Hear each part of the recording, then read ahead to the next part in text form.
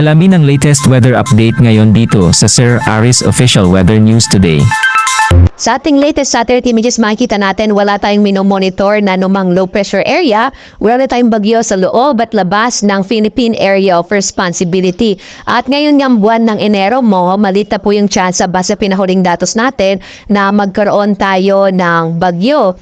Samantala naman, ang pag-iron pa rin ng northeast monsoon o hanging amihan ay magdadala ng mga mahihinang pagkulan, partikular na sa may bahagi ng Batanes, habang ang labing bahagi ng Luzon ay makaranas ng mga isolated or mga pulupulong mga mahihinang paggulan. Pero generally po, fair weather sa malaking bahagi ng Luzon. Easterlies naman, ito yung hangin nagmumula sa karagatang Pasipiko ang magdadala ng maulap na kalangitan na may mga paggulan, partikular na nga dito sa may silangang bahagi ng Visayas at ng Mindanao. At nakikita natin na muling iiral ang shear line sa mga sunod na araw.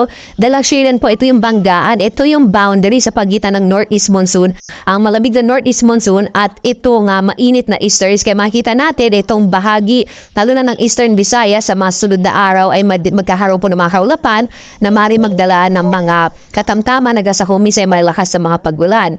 Ay ibang bahagi ng Visayas at Mindanao ay patuloy na makaranas ng mga isolated rain showers and thunderstorms. Yan ay dulot ng easterlies at mga localized thunderstorms.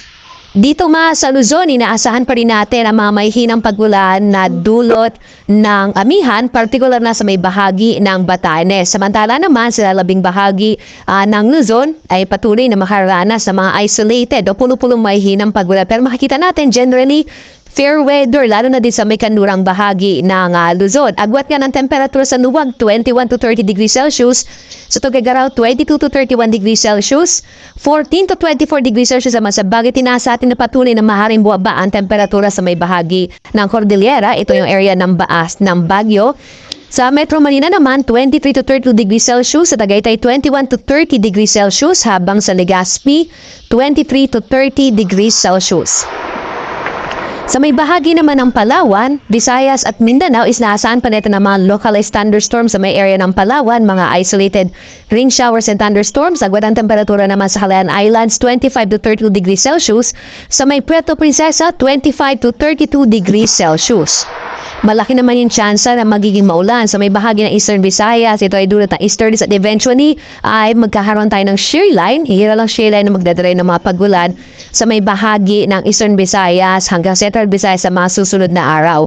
Samantala naman, mga isolated rain showers and thunders mararanasan dito sa may Negros Island region, sa may area ng Western Visayas at Central Visayas. Agwat ng temperatura sa Iloilo, 26 to 32 degrees Celsius. Sa Tacloban, 25 to 31 degrees Celsius. Habang sa Cebu, 26 to 31 degrees Celsius. Samantala, dulot din ng easterlies ay inaasahan din natin ang malaking tsansa ng mga pagulan sa may area ng Caraga, partikular na sa Dinagat Thailand, Surigao del Norte at Surigao del Sur. Malaki rin yung tsansa ng maulang panahon, partikular na sa may lalawigan naman ng Davao Oriental. Sa nalabing bahagi naman ng Mindanao, mga isolated rain showers and thunderstorms mararanasan sa araw na ito. Agwat ng temperatura sa Zamboanga, 24 to 33 degrees Celsius. Sa Cagayan de Oro, 24 to 31 degrees Celsius. Habang sa Davao, 24 to 33 degrees Celsius.